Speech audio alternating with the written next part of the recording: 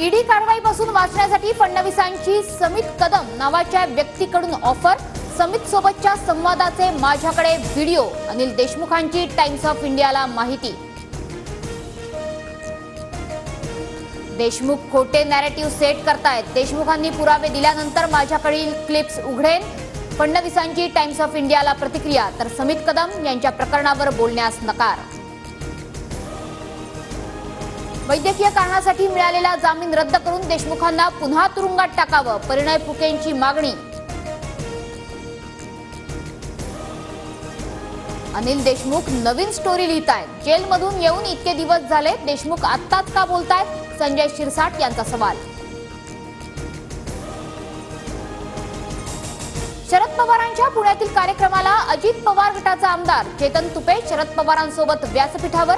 हा राजकीय कार्यक्रम नसल्याची तुपेंची प्रतिक्रिया। मास्क आणि टोपी घालून अजित पवार दिल्लीमध्ये जायचे। सत्तेत सहभागी होताना दादांच्या शहांसोबत 10 बैठका। पत्रकारांसोबत गप्पा मारताना अजित दादांची माहिती। महाराष्ट्राबाबतचं कपट कधीपासून सुरू होतं हे आता कळू लागलंय। अजित दादा आणि शहांसोबतच्या छुप्या बैठकींवरून राऊतांचा टोला। सरकार नीट सुरू असताना आता शिळ्या कढीला ऊत देण्याचं कारण नाही। अजितदादा शहांच्या छुप्या बैठकांवर दरेकरांची प्रतिक्रिया। महायुतीच्या जागा वाटपाचा निर्णय जवळपास निश्चित। आम्ही सन्मानजनक जागा लढवणार, अजित पवारांची माहिती। पृथ्वीराज चव्हाण मुख्यमंत्री असताना शिंदे सुद्धा वेश बदलून अहमद पटेलांची भेट घ्यायचे। संजय राऊतांचा गंभीर आरोप। चंद्रकांत खैरेंनी आधी छत्रपती संभाजीनगर पश्चिमची उमेदवारी आणावी, मग बघू कोण कुणाला गाडणार। संदीपान भुमरेंचं खैरेंना आव्हान।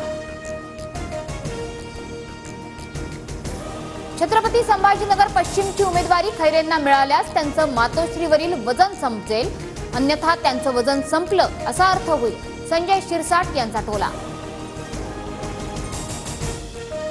राष्ट्रपती भवनात शिंदे, मोदी आणि शहांमध्ये राज्यातील प्रश्न आणि विधानसभेसंदर्भात स्वतंत्र चर्चा। महाराष्ट्रात नदीजोड प्रकल्प राबवायचे, बैठकीत मोदींचं वक्तव्य। विधानसभा निवडणुकांनंतर शिंदे, फडणवीस, अजित पवार यापैकी कुणीही मुख्यमंत्री नसेल, वेगळंच नाव समोर येईल। संजय राऊतांचा रोख नेमका कुणाकडे? शरद पवार काय म्हणतात यापेक्षा माझं मन काय सांगतंय हे महत्त्वाचं। शरद पवारांच्या संयुक्त बैठकीच्या सूचनेवर जरांगेंची प्रतिक्रिया। कोल्हापुरातील शिरोळ तालुक्याला पुराच्या पाण्याचा फटका। नृसिंहवाडीला पाण्याचा वेढा, कुरुंदवाडला बेटाचं स्वरूप। रस्त्यांवर पाणी आल्यानं दोन्ही गावांचा संपर्क तुटला।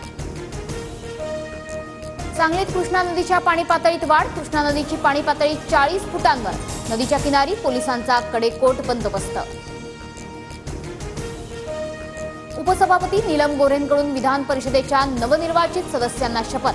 पंकजा मुंडे, सदाभाऊ खोत, भावना गवळींसह 11 आमदारांचा शपथविधी। यशश्री शिंदे हत्या प्रकरणाच्या निषेधार्थ आज उरण शहर बंद। फुल मार्केट परिसरातून नागरिकांचा लॉंग मार्च निघणार। आरोपीचा शोध घेण्यासाठी गुन्हे शाखेचं पथक कर्नाटकला रवाना। दिल्लीत मुसळधार पाऊस। कोचिंग सेंटरच्या बेसमेंटमध्ये पाणी साचलं। यूपीएससीची तयारी करणाऱ्या 3 विद्यार्थ्यांचा बुडून दुर्दैवी मृत्यू।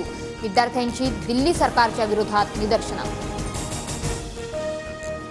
मध्य आणि हार्बर रेल्वे मार्गावर आज मेगा ब्लॉक। माटुंगा ते मुलुंड आणि पनवेल ते वाशी दरम्यान ब्लॉक असणार।